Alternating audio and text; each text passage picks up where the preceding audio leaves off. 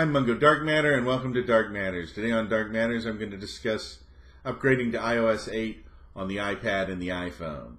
And I'm going to tell you what to expect and some of the new features that you will find.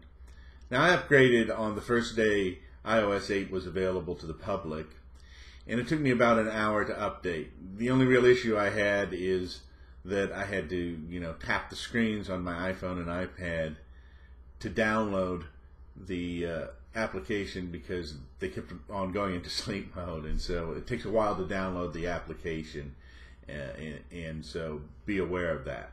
Now, your time may vary. You may be able to get your iOS 8 installed in less than an hour, depending on how many people are trying to update at the time and how fast your internet connection is.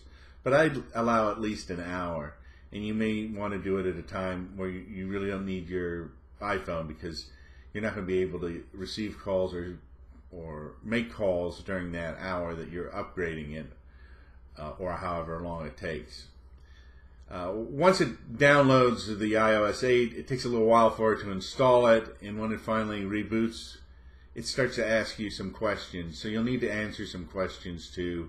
You need to enter your Apple ID and password, and it takes stuff down off of the iCloud, and it does some configuration things.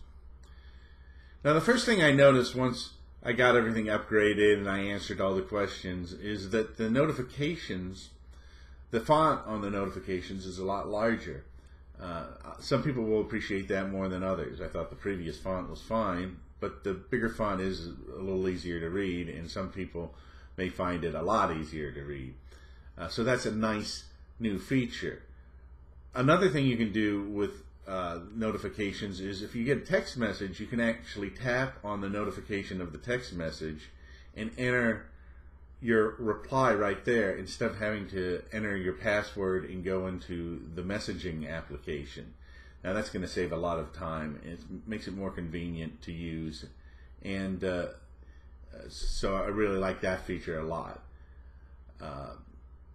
So there are a lot of improvements like that, and there's an application on the iPhone that comes up when you log into it for the first time that asks you if you want a tour of, or some tips on some of the new features. And I'd recommend going through that and seeing some of the other new features that I won't have time to mention in this video, and ones that might be more useful to you than even the ones in this video, depending on how you use your iPhone and your iPad.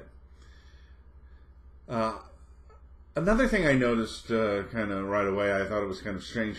When I upgraded, it asked you a bunch of questions, and I didn't really totally pay attention when I was answering the questions on my iPad. And what it actually did was it linked the iPad to my iPhone.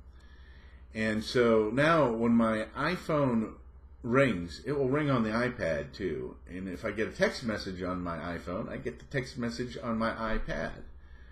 Now, the advantage to this is if I put my iPhone down somewhere in the room and I take my iPad and sit in a chair and I'm working on my iPad, I will get my text messages on my iPad, and I will also get my phone calls on my iPad, and I can actually answer the phone call on the iPad. So it basically works like a Bluetooth headset. It's like remote to your iPhone using Bluetooth.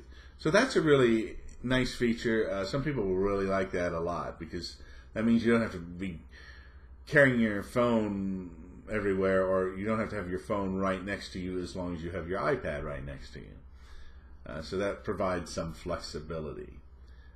Now, the really neat feature that I found in iPhone is that Siri now can tell you what a song is that's playing on the radio or in the coffee shop, or that you're playing in your house or in your car on the radio. And I actually tested this out by going to YouTube and playing some songs and asking Siri what song the song was that was playing, and she knew every time. And so I was pretty impressed by that. Not only did she know, but she actually put a link up to iTunes where you could buy the exact tune. So if you hear a tune somewhere, you can ask Siri, and you can actually buy it and download it to your iPhone and listen to it whenever you want to. iOS 8 is packed full of features, even though it looks just like iOS 7. I've only touched on a few of the features in this video.